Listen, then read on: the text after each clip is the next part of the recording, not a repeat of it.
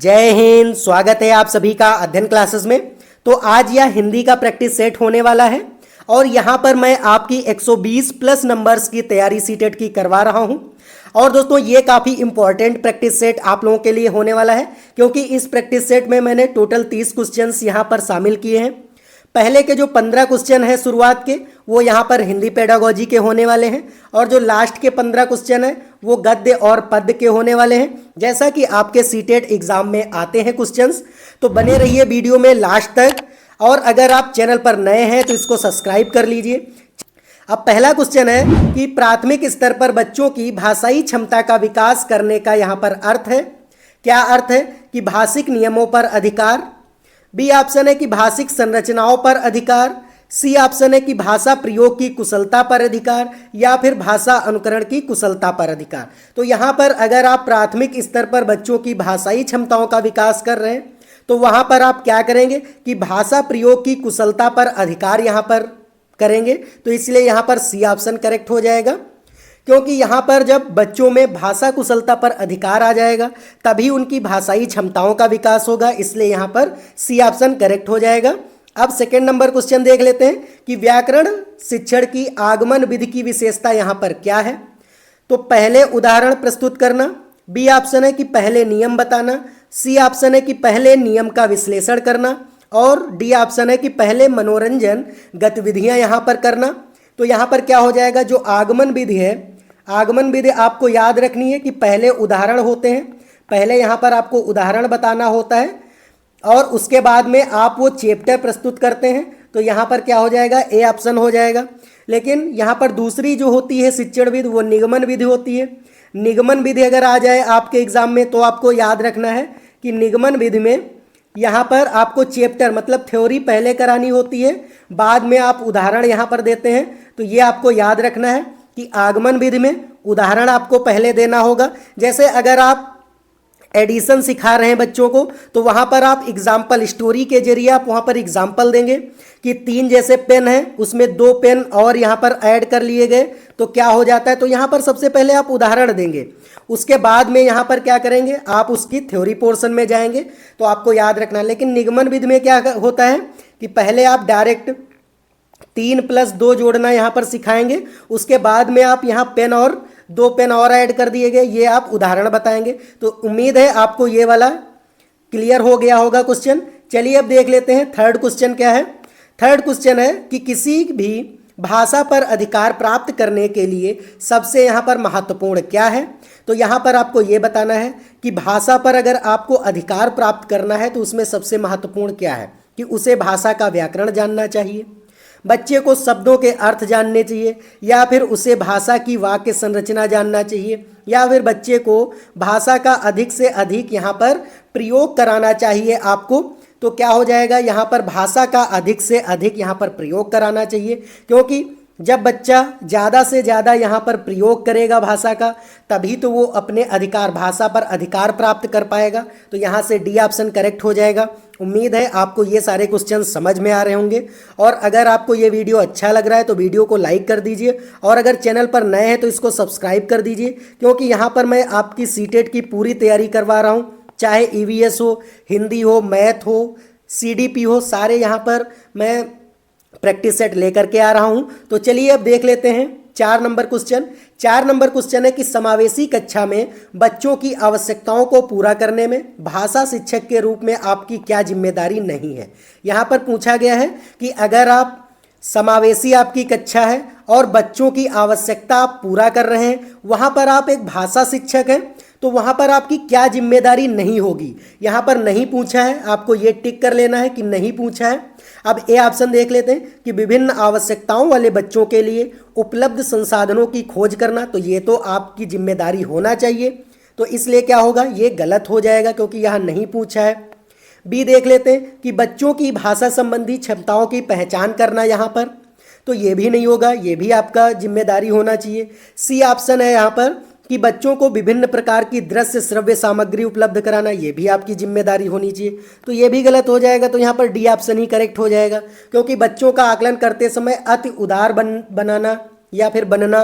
तो यहाँ पर आपको बच्चों का जब आप आकलन कर रहे होंगे तो वहाँ पर आपको उदार नहीं बनना है, तो यही ऑप्शन गलत हो जाएगा। तो यहाँ पर गलत है इसलिए नहीं पूछा था, तो यह ऑप्शन आपका करेक्ट हो जाएगा। अब 5 नंबर क्वेश्चन देख लेते हैं कि पढ़ने की संस्कृति के विकास के क्रम में पठन को प्रोत्साहित किए जाने की यहाँ पर क्या आवश्यकता है। सामूहिक, वैयक्तिक, सस्वर या फिर मौन होना चाहिए। तो यहाँ पर जो पढ़ने की संस्कृति है वहाँ पर आपको वैयक्तिक होना चाहिए, क्योंकि अगर आप पठन को वहाँ पर प्रोत्साहित कर रहे हैं तो आपकी क्या आवश्यकता है कि आप वैयक्तिक हों। वैयक्तिक का मतलब होता है कि आप अलग अलग, क्योंकि सभी बालक जो होते हैं वो डिफरेंट होते हैं, इसीलिए आपको याद रखना कि जो वैयक्तिक विभिन्नताएं होती हैं वो समावेशी कक्षा को सुशोभित करती हैं, इसलिए यहाँ पर बी ऑप्शन करेक्ट हो जाएगा।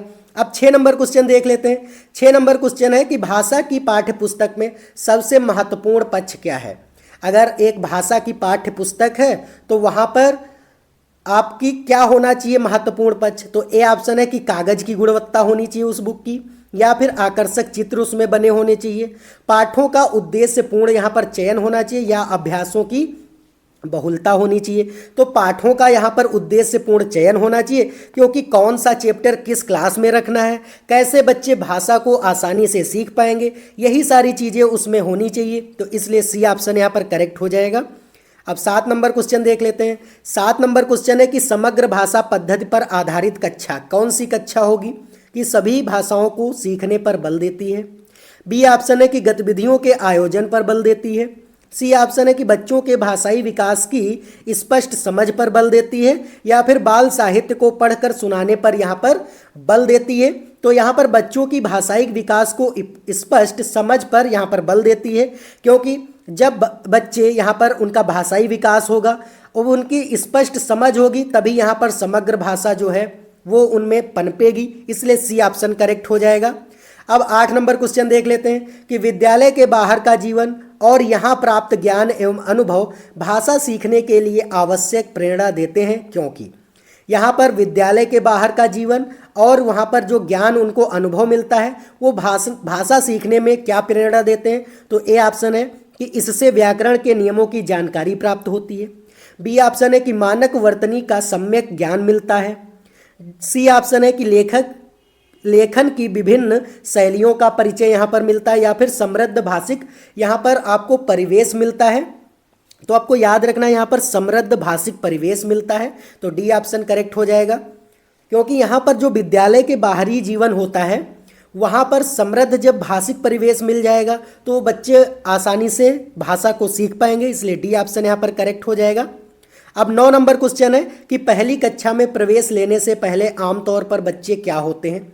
तुतलाकर बोलते हैं, पठन लेखन में दक्ष होते हैं, स्व अभिव्यक्ति जानते हैं, या फिर भाषा के व्याकरण के नियम जानते हैं। तो यहाँ पर क्या होते हैं आपको ये बताना है कि स्व अभिव्यक्ति वो जानते हैं, क्योंकि जब बच्चे कक्षा में वो प्रवेश लेते हैं तो वो क्या होते हैं अपनी मातृभाषा से ओतप्रोत होते हैं, तो उनको स्व अभिव्यक्ति आती होती है। तो इसलिए सी ऑप्शन यहाँ पर करेक्ट हो जाएगा। उम्मीद है दोस्तों आपको ये सारे क्वेश्चंस अच्छे लग रहे होंगे। अब देख लेते हैं नेक्स्ट क्वेश्चन। 10 नंबर क्वेश्चन है कि सुरभि अक्सर अड़ा वाले शब्दों को गलत तरीके से उच्चारित करती, आप वहाँ पर क्या करेंगे। अगर आप एक टीचर हैं और आपकी क्लास में एक बच्ची सुरभि है जो कोड़ा को वो गलत तरीके से उच्चारित करती, तो आप वहाँ पर उस सिचुएशन में क्या करेंगे, अपने आप को रख करके देखिए कि आप क्या करेंगे। फिर ऑप्शन पढ़ते हैं। तो ए ऑप्शन है कि उससे अड़ा वाले शब्दों की सूची पढ़ने एवं बोलकर अभ्यास करने के लिए देंगे। बी ऑप्शन है कि उसे अड़ा वाले शब्दों की सूची पढ़ने एवं लिख कर अभ्यास करने के लिए देंगे। सी ऑप्शन है कि उसे अड़ा वाले शब्दों को अपने पीछे पीछे दोहराने के लिए कहेंगे, या फिर उसे सहजता के साथ अपनी बात कहने के लिए यहाँ पर प्रोत्साहित करेंगे। तो यही हो जाएगा डी ऑप्शन की उसे सहजता के साथ अपनी बात कहने के लिए प्रोत्साहित करेंगे, क्योंकि जो सुरभि है वो जब सहजता से अपनी बात रखेगी तो आप जान पाएंगे कि वो ड़ा को गलत तरीके से क्यों उच्चारित करती है। वहाँ पर आप उसके रीजन तक पहुँचेंगे, उसकी जड़ तक पहुँचेंगे प्रॉब्लम की, यहाँ से आप वो सॉल्व कर पाएंगे प्रॉब्लम। तो इसलिए डी ऑप्शन करेक्ट हो जाएगा। अब 11 नंबर क्वेश्चन है कि प्राथमिक स्तर पर पढ़ने की क्षमता का आकलन करने की दृष्टि से सबसे अधिक यहाँ पर महत्वपूर्ण क्या है। तो वर्णों की पहचान कराना है, विराम चिन्हों का ज्ञान है, पढ़ने में प्रवाह या फिर अर्थ का यहाँ पर निर्माण होना चाहिए। तो यहाँ पर अर्थ का निर्माण होना चाहिए, तो यहाँ पर डी ऑप्शन करेक्ट हो जाएगा। अब यहाँ पर 12 नंबर क्वेश्चन देख लेते हैं। 12 नंबर क्वेश्चन है कि भाषा की कक्षा में कहानी सुनाने का यहाँ पर मूल उद्देश्य क्या होना चाहिए।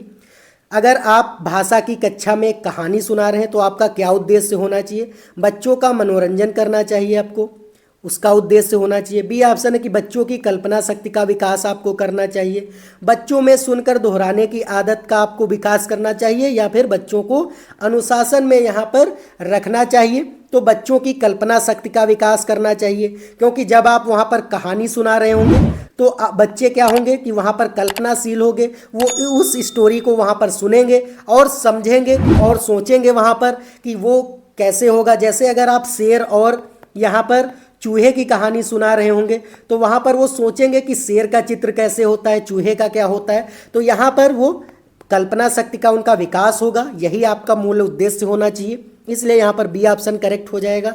अब 13 नंबर क्वेश्चन है कि प्राथमिक कक्षाओं में बच्चे बहुत कुछ लेकर विद्यालय आते हैं, जैसे अपनी डैश अपने अनुभव, दुनिया को देखने का अपना यहाँ पर दृष्टिकोण। तो यहाँ पर क्या हो जाएगा, कमियां हो जाएंगी, समस्याएं हो जाएंगी, भाषा हो जाएगा, यहाँ फिर यहाँ पर पाठ्य पुस्तक हो जाएगा।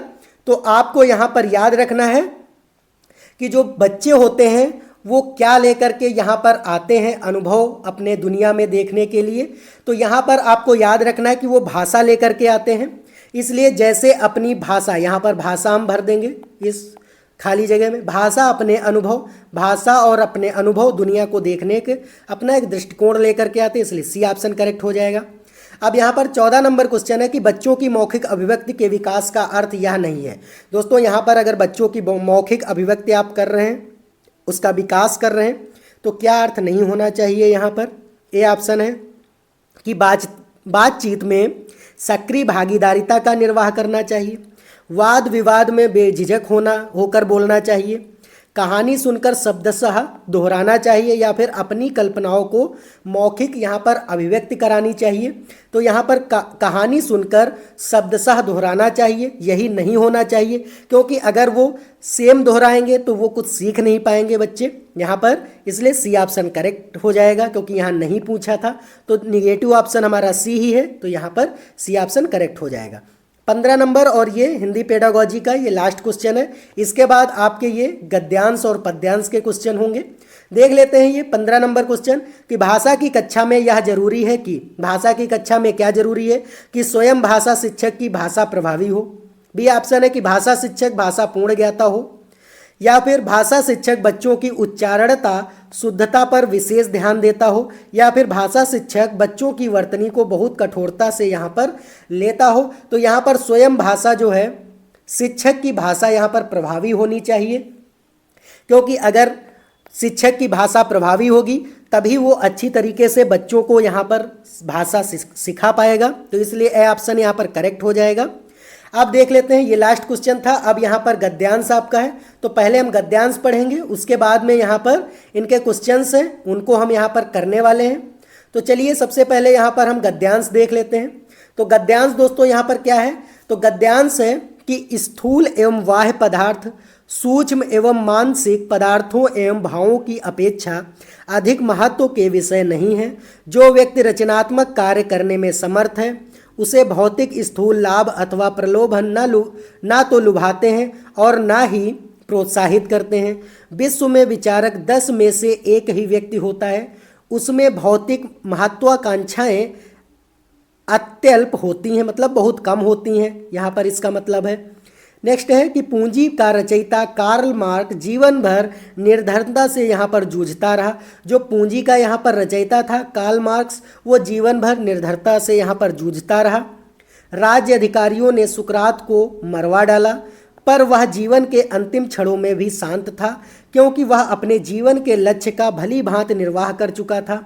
यदि उसे पुरस्कृत किया जाता, प्रतिष्ठा के अंबारों से लाद दिया जाता, परंतु अपना काम न करने दिया जाता, तो निश्चय ही वह अनुभव करता कि उसे कठोर रूप से दंडित किया गया है। ऐसे अनेक अवसर आते हैं जब हमें बाहरी सुख सुविधाएं आकर्षित करती हैं, वे अच्छे जीवन के लिए अनिवार्य लगने लगती हैं, किंतु महत्वपूर्ण यह है कि क्या हमने जीवन का उद्देश्य प्राप्त कर लिया है यहाँ पर। यदि उसका उत्तर हाँ है तो वह वस्तुओं का आभार नहीं खलेगा, यदि नहीं है तो हमें अपने को भटकने से बचाना होगा और लक्ष्य की ओर यहाँ पर बढ़ना होगा। तो ये दोस्तों गद्यांश था। अब इसके क्वेश्चन देख लेते हैं। चलिए, इसी तरीके से आपके सीटेट में भी गद्यांश आएगा। आपको गद्यांश पहले अच्छे से पढ़ लेना है, और जैसे मैंने यहाँ पर मार्क कर लिया है मेन चीज़ें, वैसे ही आपको भी वहाँ पर मार्क कर लेना है, ताकि चीज़ें जल्दी से वहाँ पर आप जान पाएँ। चलिए अब देख लेते हैं क्वेश्चन। तो क्वेश्चन है कि विचारकों की एक विशेषता यह है कि उनमें महत्वाकांक्षाएं नहीं होती हैं, भौतिक महत्वाकांक्षाएं कम होती हैं, पद प्रतिष्ठा प्राप्त करने की यहाँ पर इच्छा होती है, या फिर रचनात्मक कार्य करने की यहाँ पर उनकी इच्छा होती है। तो यहाँ पर भौतिक महत्वाकांक्षाएं यहाँ पर कम होती है, यही इस गद्यांश में कहा गया है। चलिए अब नेक्स्ट क्वेश्चन इस गद्यांश का देख लेते हैं कि सुकरात को अपना काम न करने देने की स्थिति कठोर दंड जैसी प्रतीत होती, क्योंकि यहाँ पर सुकरात को अगर उसको अपना काम न करने दिया जाता तो वहाँ पर उसकी स्थिति जो है वो कठोर दंड जैसी प्रतीत होती। वो क्यों होती ऐसी कि वह अंतिम क्षणों में भी शांत था, वह जीवन के कार्य समाप्त कर चुका था, वह स्थूल प्रलोभनों की अपेक्षा नहीं करता था, या फिर उसे जीवन के उद्देश्य प्राप्त करने से रोक दिया गया होता। तो यहाँ पर उसे जीवन का जो उद्देश्य था अगर वही उसको प्राप्त करने से रोक दिया जाता तो उसको लगता कि मुझे दंडित किया गया है और कठोर दंड यहाँ पर दिया गया है। तो यहाँ पर आपका ये डी ऑप्शन करेक्ट हो जाएगा। अब देख लेते हैं 18 नंबर क्वेश्चन है कि मनुष्य को बाहरी सुख क्यों लुभाते हैं। यहाँ पर आराम करने के लिए, संपन्नता के लिए, भरे पूरे जीवन के लिए, या फिर अच्छे जीवन के लिए। यहाँ पर तो यहाँ पर अच्छे जीवन के लिए मनुष्य को बाहरी जो सुख है वो लुभाता है, इसलिए यहाँ पर गद्यांश में जो कहा गया है हम वही लिखेंगे। तो अच्छे जीवन के लिए कहा गया, इसलिए डी ऑप्शन करेक्ट हो जाएगा। अब 19 नंबर क्वेश्चन है कि जो व्यक्ति रचनात्मक कार्य करने में समर्थ है। यहाँ पर क्या है, जो व्यक्ति कार्य करने में यहाँ पर समर्थ है, वाक्य में रेखांकित शब्द के स्थान पर कौन सा यहाँ पर प्रयुक्त नहीं हो सकता है शब्द। तो सामर्थ्यवान नहीं हो सकता है, क्षमतावान, सक्षम या फिर शक्तिशाली। तो समर्थ का अर्थ क्या है कि यहाँ पर है समर्थवान भी है, तो इसलिए ये भी नहीं होगा क्योंकि यहाँ नहीं पूछा है। क्षमतावान भी होता है इसका सिनोनिम्स, इसलिए ये भी नहीं होगा। सी ऑप्शन सक्षम भी नहीं होगा और शक्तिशाली हो जाएगा, तो डी ऑप्शन यहाँ पर करेक्ट हो जाएगा। अब देख लेते हैं 20 नंबर क्वेश्चन कि प्रतिष्ठा के अंबारों से लाद दिया जाता शब्द का यहाँ पर तात्पर्य क्या है। भार से, ढेर से, आभार से, या फिर यहाँ पर कृतज्ञता से। तो यहाँ पर क्या है कि ढेर से, क्योंकि यहाँ का मतलब क्या है कि ढेर, क्योंकि अंबारों का मतलब क्या होता है, ढेर होता है, इसलिए यहाँ पर बी ऑप्शन करेक्ट हो जाएगा। उम्मीद है आपको ये सारे क्वेश्चंस अच्छे लग रहे होंगे और आपको वीडियो भी अच्छा लग रहा होगा। अगर आपको ये वीडियो अच्छा लग रहा है तो वीडियो को लाइक कर दीजिए, और नए हैं चैनल पर तो इसको सब्सक्राइब कर दीजिए, क्योंकि दोस्तों मैं यहाँ पर आपकी पूरी सीटेट की तैयारी करा रहा हूँ। आप लोगों के लिए काफ़ी मेहनत हो रही है। अगर आप ये सारे प्रैक्टिस सेट देख लेंगे तो 120 प्लस आराम से आपके ये नंबर्स यहाँ पर सीटेट में आ जाएंगे। चलिए अब देख लेते हैं यहाँ पर हम 21 नंबर क्वेश्चन कि भली भारत निर्वाह कर चुका था। उपयुक्त वाक्यांश में यहाँ पर क्रिया विशेषण क्या है। दोस्तों क्रिया विशेषण क्या होता है, जब कोई क्रिया होती है, क्रिया में जो शब्द उसकी विशेषता बता देते हैं, मतलब क्रिया की जो विशेषता बता देते हैं वही क्या हो जाता है, क्रिया विशेषण आपका हो जाता है। तो भली हो जाएगा, भली भांति हो जाएगा, निर्वाह हो जाएगा, या फिर कर चुका यहाँ पर हो जाएगा। तो यहाँ पर भली भांति हो जाएगा, क्योंकि भांति यहाँ पर लगा है। भांति क्या है कि भांति का मतलब है भली। भली क्या बता रहा है, अच्छी चीज़। भली का मतलब क्या होता है, अच्छा। तो यहाँ पर इसकी प्रॉपर्टी बता रहा है, तो यहाँ पर प्रॉपर्टी विशेषता जब बताएगा तो वहाँ पर क्रिया विशेषण हो जाएगा, इसलिए बी ऑप्शन करेक्ट हो जाएगा। अब 22 नंबर क्वेश्चन है कि महत्वाकांक्षा किन शब्दों से यहाँ पर मिल करके बना हुआ है। महत्व प्लस आकांक्षा, महत्व प्लस कांक्षा, महत्व प्लस आकांक्षा, या फिर महत्व प्लस कंचा। तो यहाँ पर महत्व प्लस आकांक्षा बराबर क्या हो जाता है, महत्वाकांक्षा हो जाता है। तो इसलिए क्या हो जाएगा, यहाँ पर सी ऑप्शन करेक्ट हो जाएगा। ये संधि से दोस्तों बनाया गया है। संधि मैंने ऑलरेडी आपको इस चैनल पर पढ़ा दिया है। अगर आपने वो वीडियो नहीं देखा तो उसका लिंक डिस्क्रिप्शन में है, आप वहाँ से देख लीजिए। अब देख लेते हैं 23 नंबर क्वेश्चन कि भौतिक लाभ किन्हें नहीं लुभाते हैं। धन संपन्न लोगों को, समर्थवान लोगों को, जीवन का लक्ष्य पूरा करने वाले लोगों को, या फिर यहाँ पर रचनात्मक कार्य करने वाले यहाँ पर लोगों को। तो रचनात्मक जो कार्य करते हैं लोग, उन्हीं को यहाँ पर भौतिक लाभ नहीं लुभाते हैं, तो इसलिए डी ऑप्शन यहाँ पर करेक्ट हो जाएगा। चलिए अब देख लेते हैं नेक्स्ट क्वेश्चन। 24 नंबर क्वेश्चन है कि पूंजी का रचयिता कार्ल मार्क्स कथन के से संकेत मिलता है कि पूंजी का अर्थ यहाँ पर क्या है। धन संपत्ति है, एक विचार है, एक ग्रंथ है, या फिर यहाँ पर एक विरासत है। तो एक ग्रंथ है, क्योंकि पूंजी एक जो है ग्रंथ है जिसका रचयिता क्या है, वो कार्ल मार्क्स है यहाँ पर। और पूंजी का अर्थ क्या है, यहाँ पर पूंजी का अर्थ होता है, पूंजी का अर्थ है यहाँ पर ग्रंथ, तो आपको याद रखना है। अब देख लेते हैं 25 नंबर। तो 25 नंबर, अब दोस्तों ये गद्यांश के यहाँ पर क्वेश्चंस हो गए हैं। अब हम यहाँ पर पद्यांश देख लेते हैं। तो पद्यांश है यहाँ पर, रोना और मचल जाना भी क्या आनंद दिखाते थे, बड़े बड़े मोती से आंसू जयमाला पहनाते थे, मैं रोई माँ काम छोड़कर आई मुझको उठा लिया, झाड़ पोंछ कर चूम चूम गीले गालों को सुखा दिया, आजा बचपन एक बार फिर दे दे अपनी निर्मल शांति, व्याकुल व्यथा मिटाने वाली वह अपनी प्राकृत विश्रांति, वह भोली सी मधुर सरलता, वह प्यारा जीवन निष्पाप, क्या फिर आकर मिटा सकेगा तू मेरे मन का संताप, मैं बचपन को बुला रही थी बोल उठी बिटिया मेरी, नंदन वंशी फूल उठी यह छोटी सी कुटिया मेरी। तो दोस्तों ये एक कविता है जिसको पद्यांश कहते हैं। अब इस क्वेश्चन से देख लेते हैं क्वेश्चन। तो 25 नंबर क्वेश्चन है कि व्याकुल व्यथा मिटाने वाली में यहाँ पर प्रयुक्त यहाँ पर अलंकार कौन सा है।